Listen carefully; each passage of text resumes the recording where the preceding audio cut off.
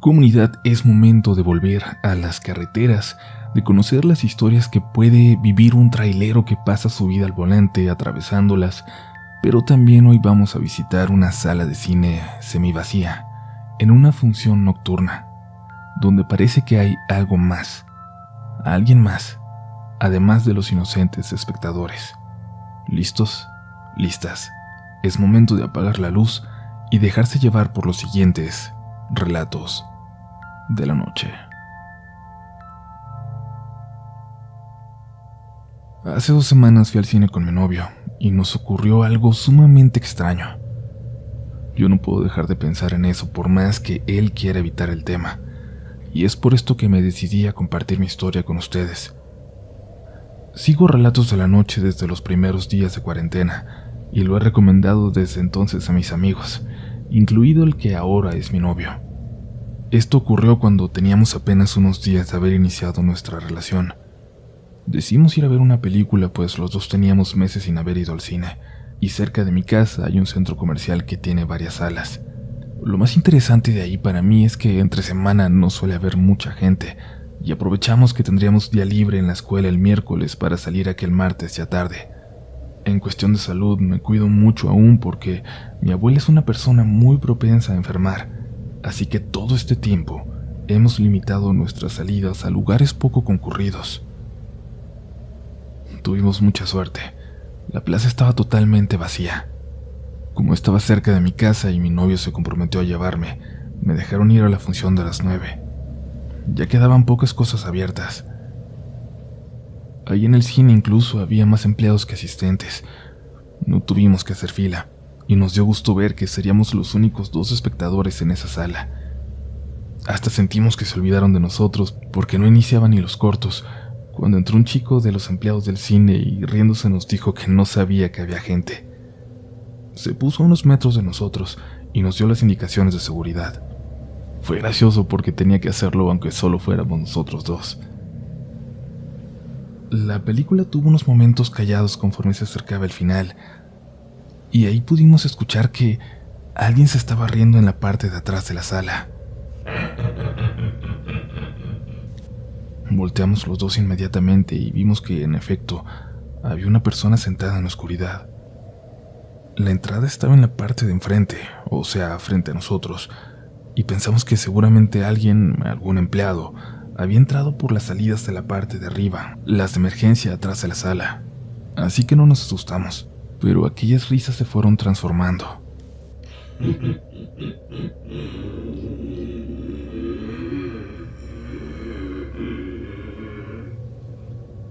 Ya no podíamos reconocer si eran risas o si era alguien llorando. Mi novio se levantó. Me dijo que quería ir a comentarle a algún empleado para que confirmara si la persona estaba bien, pero le dije que no me dejara, que me daba mucho miedo quedarme sola. Yo voy mejor. Sirve que voy al baño, le dije. Cuando salí ya ni siquiera vi empleados. Una señora ya mayor estaba limpiando los baños. Cuando le dije lo que pasaba, me respondió que ella no veía ese tipo de problemas, pero caminó conmigo hasta encontrar a 2 empleados cerca de las cajas. De verdad, ellos parecían ser los últimos 2 en el lugar. Uno de ellos era el que nos había dado la bienvenida a la sala. Le dije lo que estaba pasando y los 2 se pusieron pálidos. Aquel chico caminó de regreso conmigo hacia la sala, en completo silencio. Antes de que llegáramos a ella, mi novio salió corriendo de ahí. Él sí estaba completamente blanco. Salió y me abrazó, pero rápidamente intentó recuperar la compostura. El empleado le preguntó que qué había pasado, y mi novio dijo que cuando se quedó solo, seguía volteando para ver qué tenía la señora en el fondo. Después de que yo me salí, unos segundos después, él volvió a ver hacia atrás, hacia ella, y notó que ella estaba algunas filas adelante, mucho más cerca de él, de donde nos habíamos sentado. Fue entonces que ya no dejó de voltear. Se dio cuenta de que no estaba viendo la pantalla, sino que lo estaba viendo a él. Y mi novio se levantó y le preguntó si se le ofrecía algo, si estaba bien. Y unos segundos después, ella también se puso de pie y empezó a caminar hacia la orilla, hacia las escaleras, como si fuera a bajar hacia él. fue ahí cuando salió corriendo, cuando nos encontró y dijo que le daba miedo a esa mujer, y le empezó a reclamar al empleado por permitir que gente así se metiera por la parte de atrás de la sala. El empleado sonrió. Nos pidió que lo acompañáramos dentro, y fuimos con él. Encendieron las luces. La sala estaba totalmente vacía. Nos dijeron que no había forma de que alguien entrara por la puerta de emergencia. En ese momento se acercó también la señora de limpieza, y así como si nada preguntó si se había vuelto a ver. El joven le contestó que sí, pero que mi novio aseguraba que esta vez se había movido, que había caminado hacia él. Obviamente ni siquiera terminamos de ver la película, solo nos quisimos ir. El muchacho nos acompañó hasta la salida de la plaza porque, en serio, mi novio estaba muy mal. Cuando íbamos caminando nos platicó que aquello era algo que varios empleados y asistentes habían asegurado escuchar. Algunos, muy pocos más, dijeron que la habían visto, en aquella última fila, donde yo también la vi. Pero esto de que se moviera filas adelante, de que caminara, eso nunca había pasado antes. No dejaba de preguntarle a mi novio que cómo era, que cómo se veía, cómo era su piel. Y mi novio no dejaba de responderle que normal, que solo se veía como una persona normal. Él no se despegó de nosotros hasta que nos subimos a un taxi, y le quiero agradecer, de hecho, si llega a escuchar esto, a Saúl, como se llama, por toda la atención que nos dio. Durante los días siguientes yo seguía sin creer que de verdad había visto un fantasma, y le quise preguntar a mi novio qué fue exactamente lo que vio. Ahí me confesó que, lamentablemente, él ha visto cosas que no se pueden explicar en varias ocasiones, ya a lo largo de su vida. Y cuando le pregunté que cómo se veía aquella mujer, que me la describiera bien, que me dijera si realmente se veía normal, solo me dijo con la cabeza que no. Pero no me ha contado nada más, y me ha pedido incluso que dejemos ese tema. En fin, de todas formas, yo lo quise compartir con ustedes. Antes de pasar a la siguiente historia, comunidad que da título a este video, te recordamos que la mejor forma de apoyarnos es compartiendo este episodio con alguien que creas que lo va a disfrutar, o también con alguien que creas que lo va a sufrir, también se vale. Recuerda que esperamos tu historia en mirelatodelanoche@gmail.com. Y ahora sí, continuamos con los relatos de esta noche.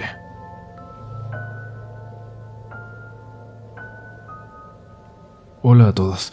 Les voy a platicar algunas de las experiencias de mi padre, hoy día ya fallecido. Y es que él durante toda su larga vida se dedicó a manejar tractocamión. Muchas veces he querido compartir algunas de esa infinidad de historias paranormales que le sucedieron en la carretera. Sin embargo, nunca había podido encontrar la forma de hacerlo hasta hoy. Empezaré por la siguiente, que ocurrió allá por agosto del 2008. Mi papá transportaba tomate de varios estados hacia el puerto de Veracruz, que es donde radicamos hasta la fecha. Como les dije, él fue una persona a la que le sucedieron muchas cosas en las carreteras, así que ya hasta se le había hecho costumbre vivir cosas que a una persona normal le llenarían de terror. Como todo trailero, pasaba largas jornadas de trabajo sin dormir, y en una ocasión en que iba camino a Veracruz, cargado de tomate desde Río Verde, San Luis Potosí, le llegó aquel momento de cansancio en que sentía que cada vez era más difícil soportar el sueño.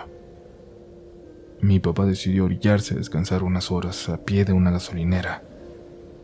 En esa ocasión iba con él mi abuelo, su padre, y le pidió que le cuidara el sueño 2 horas, suficiente para descansar y así continuar el camino sin problemas. Mi papá se fue a dormir, pero al pasar apenas unos minutos mi abuelito lo despertó. «Oye, Roy, levántate. Mira, mira». Mi papá se despertó desconcertado y le preguntó que qué es lo que estaba pasando. «Un hombre de a caballo», le dijo mi abuelo. «Andaba ahí a media carretera, a media raya. Yo nada más veía cómo le pasaban los carros cerquita. Nomás esperaba el momento en que lo arrollaran, pero no. El caballo se retorcía y esquivaba todos los autos. Y luego vino y se acercó al camión y agarróse al monte. Una brecha, me parece. Tal vez sea un campesino de por aquí cerca». Mi papá, dudando de si habría sido verdad o solo la imaginación de mi abuelo, tuvo desconfianza de por qué alguien podría andar despierto a altas horas de la madrugada, pues eran cerca de las 3. Así que tomó el volante, arrancó el camión y siguió su camino hasta llegar a casa. Días después, con el mismo destino, mi papá nos llevó de viaje a todos. Mi mamá, mi hermana muy pequeña y yo como de unos 7 años. Para ese entonces mi papá ya sabía que espantaban precisamente en ese lugar donde anteriormente aquella figura a caballo se le había aparecido a mi abuelito, ya que varios colegas se lo confirmaron. No obstante, quizás con intenciones de confirmarlo por él mismo, decidió volver a orillarse para dormir en el mismo lugar, pero ahora con mi mamá de copiloto, con ella cuidándole el sueño. Se detuvo y le dijo a mi mamá que iba a dormir un ratito para que se le espantara el sueño, que en 2 horas lo despertara. Y así es como mi papá se metió al camarote a dormir con nosotros, mientras mi mamá se quedó en el asiento del copiloto haciendo guardia. Igual que en la ocasión anterior, mi mamá despertó a mi papá exaltada. Rogelio, un hombre me saludó, le dijo mi mamá. Venía un hombre vestido de negro con sombrero y a caballo sobre el acotamiento de la carretera. Pasó al lado del camión, levantó la mirada y me dijo buenas noches. También en esa ocasión era muy de madrugada, y cabe decir que los cristales del camión estaban polarizados, así que si de día era difícil observar hacia adentro, de noche era prácticamente imposible. Hasta la fecha, mi mamá está para confirmar que aquello ocurrió, y cada vez que nos platica se pone muy nerviosa solo de recordarlo. Las historias de mi padre no acabaron ahí, y es que meses después, allá por octubre del mismo año, la cosecha del tomate se extendió a otros estados y en ese viaje el destino era Cuautla, Morelos. No recuerdo con certeza el tramo, pero sé que pasó en una especie de cumbre en la autopista para llegar a donde tenía que cargar. Mi papá, ya habiendo recorrido largas horas de trabajo, subía esas pendientes como si nada, cuando de pronto, al pie de la carretera del lado del muro de contención, observó a un individuo moviendo las manos hacia abajo, dando a entender que redujera la velocidad. Mi papá se sacó de onda, y cuando volteó hacia el otro lado, al lado contrario de la carretera, notó una capillita, de esas que le ponen a los difuntos. Continuó con su camino muy confundido, pero convencido de que lo que acababa de ver era un alma en pena, que estaba vagando por la carretera todavía. Llegó un rato después a Cuautla y todo iba normal, pero por alguna razón salió a la plática lo que uno se encuentra en la carretera y cosas por el estilo. Fue ahí cuando mi papá les contó a los muchachos que le cargaban el tomate acerca de lo que había visto esa noche antes de llegar a cargar. Uno de los muchachos le dijo, sí, en ese tramo dicen que espantan, pero es porque hace algunas semanas un grupito de jóvenes bajaron a la ciudad en un fin de semana. Se fueron de antro, y al parecer ya alcoholizados tomaron camino de regreso para acá. El conductor perdió el control y se volcó el auto. Ahí 2 perdieron la vida, el conductor y una chica, pero uno más, herido, salió del auto y se dirigió hacia la milpa. Allá lo fueron a encontrar al pobre, su cuerpo, días después. Impactado por esa historia, mi papá emprendió el viaje de regreso. Ya descansado y sin ningún inconveniente, se despidió de todos y tomó camino hacia Veracruz.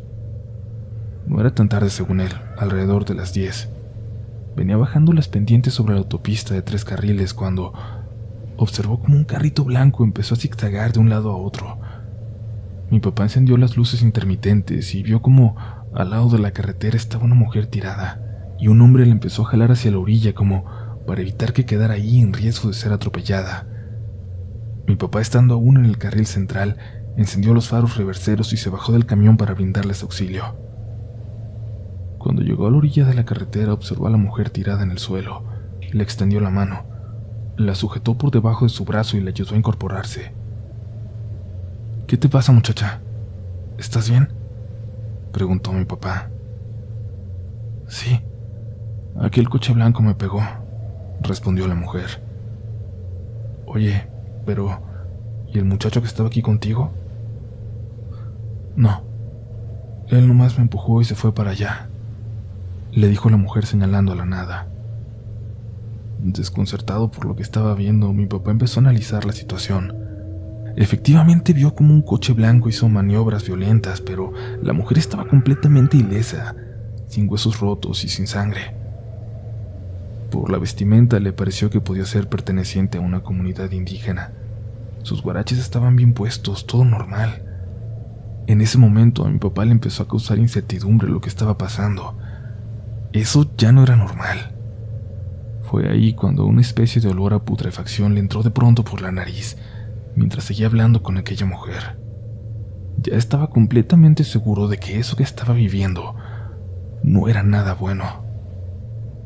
«Mira, ¿sabes qué?», le dijo a la muchacha. «Voy al camión y voy a llamar a una ambulancia para que venga a revisarte porque tú no puedes estar así. ¿Qué tal y estás fracturada?», le dijo tratando de convencerla. Su idea era poder salir de ahí y darse la fuga lo antes posible. «No, no me dejes, por favor. Llévame contigo, pero no me dejes», respondía aquella mujer con un timbre de voz distorsionado que oscilaba entre la voz aguda de una mujer hacia una voz fría y grave como la de un hombre. Cada vez que mi papá emulaba aquella voz que escuchó, cada vez se le erizaba la piel. Al final logró convencerla, así que tomó valentía y como pudo logró pasar el primer carril por detrás del camión para incorporarse a la cabina del mismo. Cuando mi papá tomó asiento y se volteó, la mujer ya estaba arriba del camión parada en el estribo y sujetada a la ventana. Ahí sí, ya con un montón de miedo, mi papá le preguntó que qué era lo que quería. «No me dejes, por favor. Llévame contigo, ándale. Te doy un hijo», le dijo aquella mujer con la misma voz distorsionada. «Dame de tu agua. Tengo sed». Como todo camionero, mi papá llevaba una botella de agua en el portavasos, así que la tomó y se la ofreció sin dudarlo. «No, mejor guárdala. Te puede hacer falta en el camino», respondió aquella mujer. Mi papá entonces alcanzó a observar que se acercaba un policía federal de caminos. Le hizo señas y empezó a gritar que aquella mujer no se quería bajar, que lo querían robar. El oficial le habló por el megáfono solicitando que se retirara del carril central porque podía provocar un accidente. Fue así como mi papá vio que la mujer se bajó del camión, pero no de una manera normal como lo hacemos nosotros, que si te bajas del estribo te diriges al suelo inmediatamente. No. Esta mujer se retiró, pero levitando hacia el monte. El federal se acercó y le preguntó a mi papá que si no se daba cuenta de lo peligroso que era que estuviera ahí parado. «Disculpe, oficial, es que acabo de apoyar a una muchacha que la habían atropellado». «¿Muchacha?» «No, chofer. Para mí que consumiste algo», lo acusó el federal. «No, ¿cómo cree? Si vengo de aquí de Cuautla», le contestó. «¿De dónde me dices que levantaste a la mujer?», le preguntó el policía. «Ahí, pasando el puente, aquí adelantito», le dijo. «No, muchacho, esa es una historia. Mira, mejor déjate abro paso para que te vayas cuanto antes de aquí». Ya muy nervioso, mi papá retomó el camino, y el camión como que se le apagaba de lo nervioso que hacía los cambios. Pasados apenas unos minutos, el olor desagradable se hizo presente una vez más, así que mi papá se quitó la chamarra y la aventó por la carretera, pero se dio cuenta de que el olor aún iba con él. Llegando a la caseta de cobro se detuvo en los baños y se lavó los brazos con mucho jabón. El olor solo desaparecía por momentos, pero al pasar de los minutos seguía reapareciendo.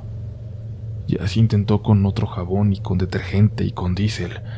Cualquier cosa que se echara encima solo calmaba el olor un momento, y al poco rato volvía a aparecer. Mi papá llegó a la casa la madrugada del domingo. Le contó a mi mamá lo que había pasado y decidieron acudir con el sacerdote de la iglesia de la colonia donde vivimos. Terminando la misa se acercaron a él, y ahí le platicó a mi papá todo lo que le había pasado. El sacerdote le untó aceites y le hizo una oración. Terminó y le dijo a mi papá que todo estaría bien, pero que era un espíritu maligno el que se quería apoderar de él. Y así, en el transcurso de la semana, el olor se fue desvaneciendo poco a poco, eventualmente hasta su totalidad, hasta que ya no volvió. El 14 de enero del 2009, mi papá sufrió un aparatoso accidente, muy severo, donde impactó con una pipa de combustible. A su camión lo determinaron pérdida total, mientras que milagrosamente mi papá salió con vida. Dentro de lo que cabe, salió muy bien de un siniestro de esa magnitud. Le tomó 1 año y medio volver a caminar. Con el pasar del tiempo, mi papá se recuperó y retomó su trabajo, lo que siempre y toda su vida le apasionó. Pero él determinó que en esas fechas la muerte le estaba siguiendo, y de alguna manera logró escabullirse de ella un buen rato más. Gracias por escuchar su historia.